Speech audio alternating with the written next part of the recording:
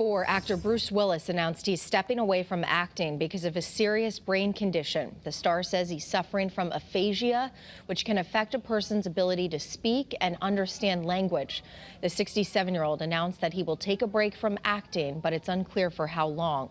We don't have any specifics on Willis's situation, but aphasia typically occurs after a head injury or stroke.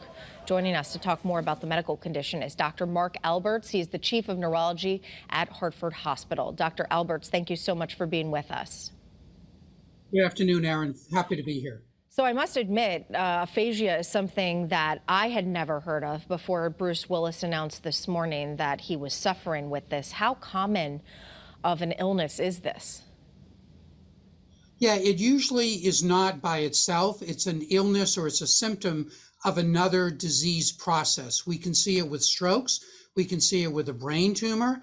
We can see it after some head injury, like a car accident. But it is fairly common with people with degenerative diseases, such as Alzheimer's disease and related conditions like that. Is this something, doctor, that would come on quickly, or is this something that maybe has progressed slowly and that he's been dealing with for quite some time? Yeah, so in his case, we don't have any evidence that he has had a recent stroke or a car accident. So I suspect that this has been gradually progressive over a number of months, maybe even years. What's the best for anyone who is suffering with this? What's the best course of treatment? What's the best course of action for them to take?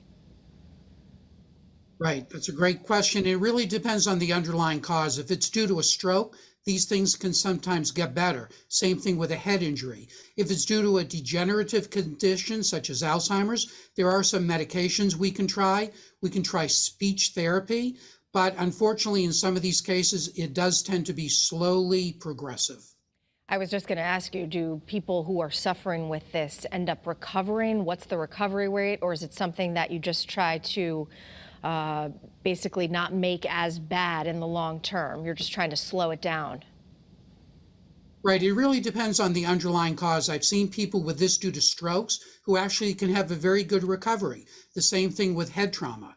But if it is due to a degenerative disease, it can be a slow but progressive course. And again, sometimes medication, speech therapy can sometimes help, behavioral therapy can sometimes help, but it can be very challenging with these degenerative underlying causes.